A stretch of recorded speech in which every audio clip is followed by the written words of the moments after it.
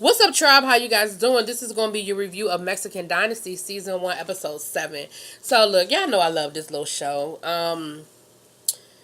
This episode ain't really give us a whole lot, but let's just run through it. So, we start off with, last week we left off with Oscar knocking on the hotel door to catch up with his friend, Tariq.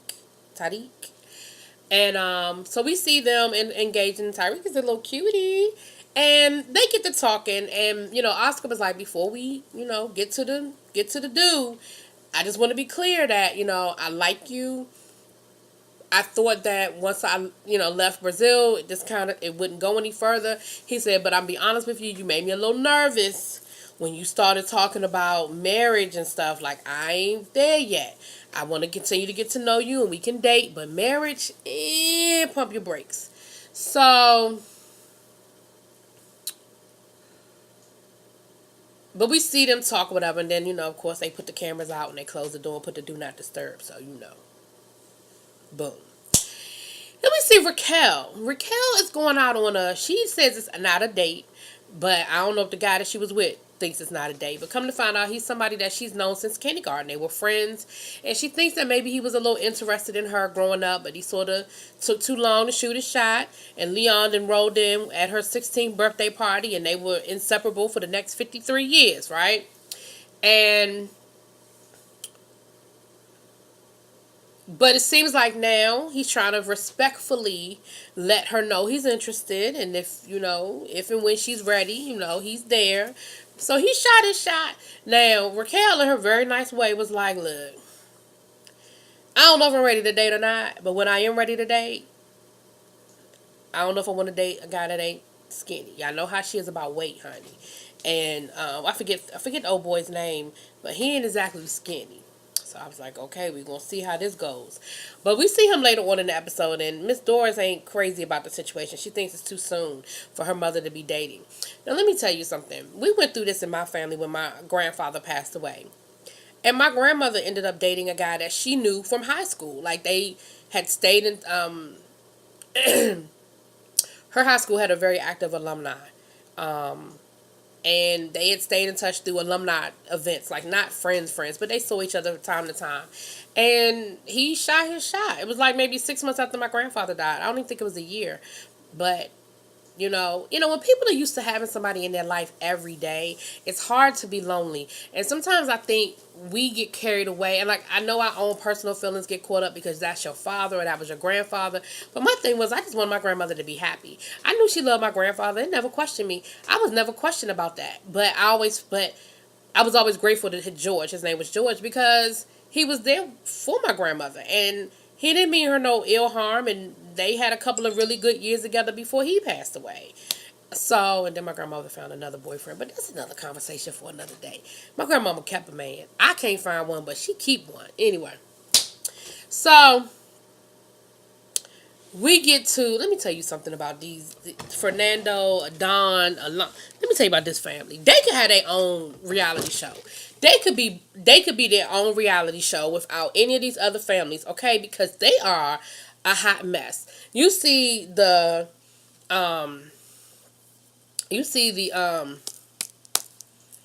Lord, I can't get it out. The housekeeper talking about, is it time to wake them up yet? And it's like 2 o'clock in the afternoon. Let me find out that they are just sleep. And when I say they sleep, they are knocked out, shades drawn, like pitch black, knocked out sleep. Now, for Fernando and Doris, okay, I'm going to give y'all the benefit of the doubt. Because y'all are older, whatever. But, Adon, get your ass up. It's no reason why your ass is asleep until no 12 o'clock, 1 o'clock in the afternoon every day.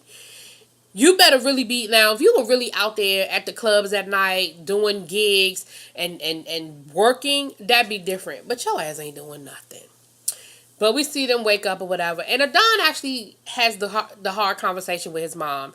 And in his own way, in his nice little way, he lets her know, look, Doris is going to be my manager, and I need you to back off. And y'all know she wasn't feeling it. She wasn't happy about it. And she was like, well, what does Doris know about, about helping you? And he was like, look, I don't know. But what I do know is I want her to try. And I'm going to give you some props to Don, because I gave you a hard time last week because I was like, you playing both sides. But you, in your own way, is probably to the best of your ability, because, you know, you under your parents' thumb. So probably to the best of your ability, you told your mama to back off. And that was probably really hard for you, because you probably ain't never had to talk to your mama like that. And he said it as nice as he could, and he was hemming and hawing, and he rapped, and he walked around the bush a couple of times, but he finally got it out. And his mama ain't like it. But, you know, what you gonna do about it? So, it sets it up for a conversation the two of them are gonna have later on. We'll get there. So, we see Doris and Raquel.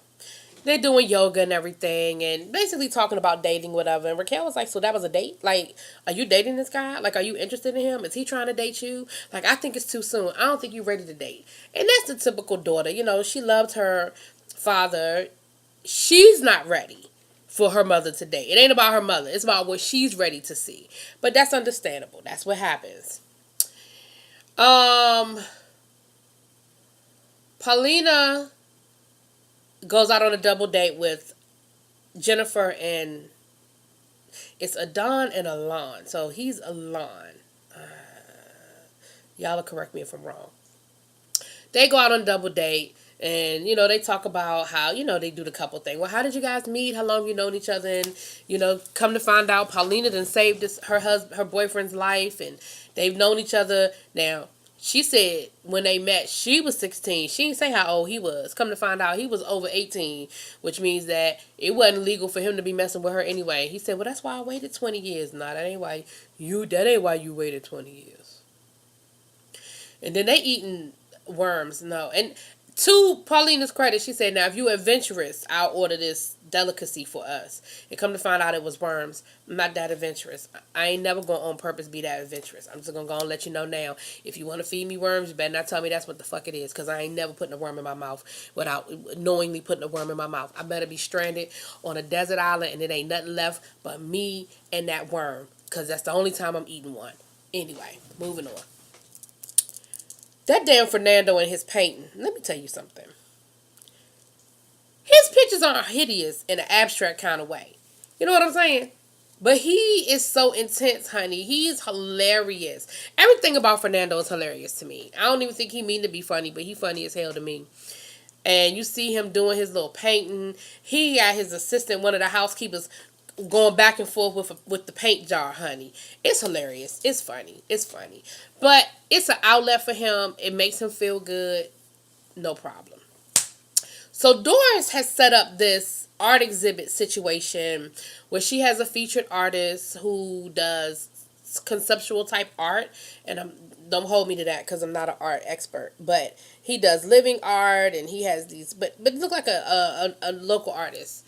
And Adon is supposed to, y'all know that stuff is itching, right? Oh, God. I can't believe I forgot to buy oil, y'all. You know you need oil for these things, and I forgot to buy oil.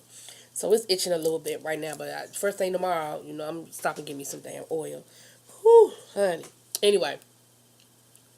So, Adon is supposed to perform. Now, we saw earlier in the episode Adon practicing, and she keep trying to tell him he off key, and he keep trying to tell her he not. Anyway, so we see Adon getting ready for his performance. Come to find out, Adon wears girls' jeans, and sometimes he wears his mama's blouses. Now, I don't think they were trying to tell us nothing. I don't think it means nothing. I don't think it's a big deal, because at the end of the day, it's not a big deal. And I'm not even going to get into the whole gender thing. But it's just something they threw out there, so I'll throw it out there. He said he liked the girls' jeans because he liked how they fit. Okay. I wear men's shoes because they fit my feet better. Okay. Doris is nitpicking already. She said, well, why isn't your manager helping you pick out your outfit? I mean, when your father has a performance, we pick his outfit out 2 weeks in advance. And in the confessional, Fernando was like, it's not a big deal. Like, everybody doesn't manage the same way. And, Adon was like, I don't need help picking out my clothes. I know what I want to wear. I don't need her to do this. So, of course, Doris is nitpicking because in her mind, she's supposed to be there helping him pick out his outfit for this performance he has.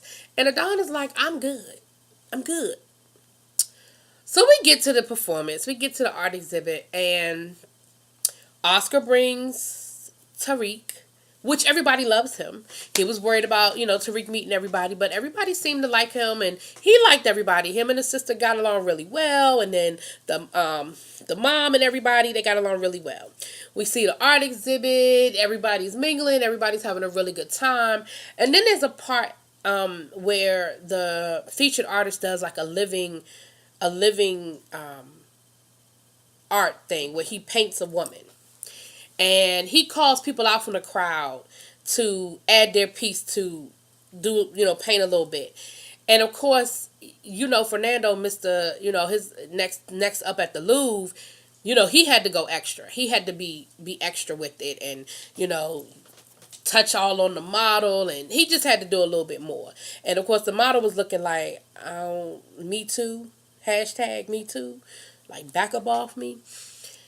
Now, Jenny, I like you. I like you, Jenny. And Jenny retweets me, and Jenny likes my tweets and stuff like that. And she's even commented on my review. So I like you, Jenny. But let me say this to you, Jenny. You starting to look a little petty. Because in her confessional, everything in her confessional was about Fernando and how he took over the exhibit and how he was doing too much and how he had to make the whole thing about him and he totally hijacked the whole exhibit. Now, I know things are edited. So you were there, I wasn't. But it came off very, very petty. It seemed like no matter what Fernando and Doris do, and even Adon for that matter, you have to make some negative comments. Now, I ain't walked a mile in your shoes. I know that they call you Yoko. I know that they've been treating you and your family some kind of way. Like, I get it. But just be careful about them allowing you to be seen as the bitter woman, right? Because it plays right into that narrative of you being the Yoko. So, Sam shows up. I remembered his name. Sam is the guy that likes Raquel. He showed up, and of course, Doris was like, "What he doing here? What's this right here? What he doing here?" And he got his arm around her, and he's touching on her and stuff. And Oscar and Paulina thinks it's the greatest thing in the world. Doris is a little more reserved. Like, she's not being nasty about it, but she's just kind of like, no. She's not ready to date yet. No, that's not what's going on. No. And, of course, Oscar and Paulina are like, yes, go. They're funny. They're hilarious. So then we get to Adon's performance. Now, let me say you something. That second song he sung, except for that little note he keep trying to hit at the end, I actually like the song. Like, I think it's a really nice song. I want him to stop trying to hit that damn note, though. And I want him to be able to hear that he ain't hitting the damn note. He told her he can hit the note. She said, I think that song is a little bit out your key. He said, no, it's not out my key. He said, I just have to sing higher or something. Isn't that what it means to be out your key? If you're not singing in your normal, like, isn't that what that means? But Doris is trying to tell him, honey. And he's like, no, I'm fine. No, So, but I will say this. He definitely is confident on stage. And he did get the crowd into it. I mean, the crowd was really with him. Now, it was a friendly crowd. You know what I mean? It was his parents. It was his family, friends. It was a friendly crowd. But they were in it. And again, up until he tried to hit that note at the end of that song, he had them singing along and everything. So overall, I think it was a good performance by him. But Doris is going to she's going to really struggle to get him to hear anything other than he's perfect. Because that's all he's heard his whole life. His family, his parents have told him, you're perfect. You sing perfect. You sound perfect. You don't have a pitch problem. You don't hit a bad note. You knock it out the park. And that's not healthy because in his mind, he can't do anything wrong. So that's not healthy for him. But that's all he's heard. So Doris, that's going to be your struggle because he ain't here. He heard all the positive and anything negative you said went right over his head. He ain't hear none of that. None of that. We see Doris have a conversation with Marty, and she basically tells her in the nicest way that she can say, back off and let me do my job. And, of course, Marty is like, well, have you ever, managed someone's career before. And she was like, yeah. And then she said, well, have you ever, planned musical events? And she said, no. She was like, but I know talent and I know what to do with it. And I need you to back up and let me do my thing. Let me do what I know how to do.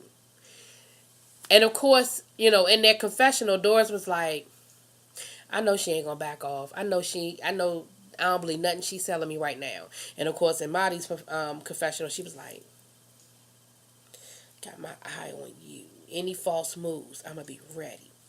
So that's gonna continue to build up, y'all. But that was basically the episode. Y'all let me know what y'all think. Drop it in them comments. Peace.